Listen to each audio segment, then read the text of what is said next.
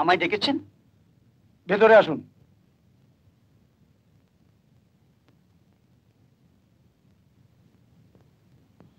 দেখুন, আপনার মেয়ের কাণ্ড দেখুন। আপনার মেয়ে ভেবেছে নাকি পেয়ারাও চুরি করবে, আবার মালিকও মারবে? যা ইচ্ছা তাই করবে? এটা মগের মুল্লুক।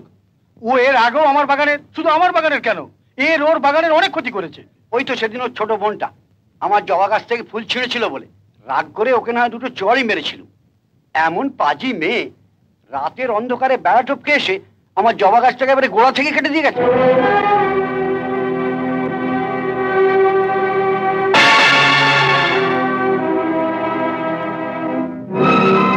আজকে সবার সামনে আপনার মেয়েকে আপনি শাস্তি দেবেন।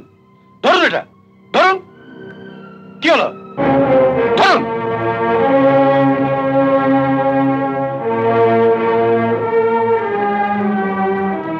আপনারা নিশ্চয়ই চান আসল অপরাধী সাজা পাক। হ্যাঁ, ওই সাজা দেখবো বলেই তো ভূপতিবাবু আমাদের ডেকে এনেছেন।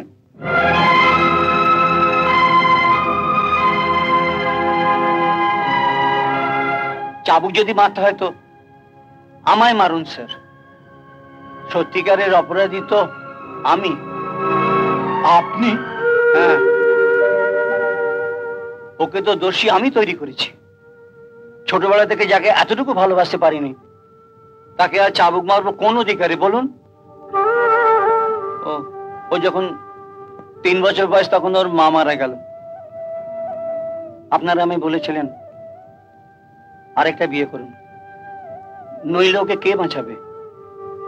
আপনাদের পরামর্শে আবার বিয়ে করলাম। ওর নতুন মা এসে কোথায় বুকে টেনে নেবে তা না।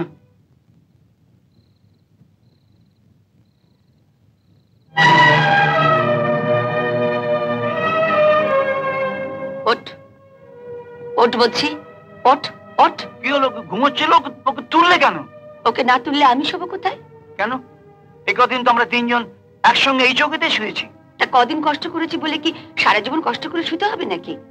বিয়ের পর তোমার আত্মীয় স্বজন সব ছিলেন, তাই আমি মুখ বুঝে সব সহ্য করেছি। ওঠ হতভাগী, ওঠ ওঠ। ও তাহলে শোবে কোথায়? কেন? বাইরে অত বড় একটা বারান্দা পড়ে রয়েছে, কি করতে? ওঠ ওঠ বলছি। বাবা, ঠিক আছে, তোমরা মা মেয়েদের চৌকিতে শো, আমি বরঞ্চ। ন্যাকামো দেখে আর বাঁচি না, মেয়ের জন্য বাপ হয়ে বাইরে শোবে। চল বাবা, বলছি, বাবা, তুই চল না। বাবা, আমি তোমার কাছে শোবো।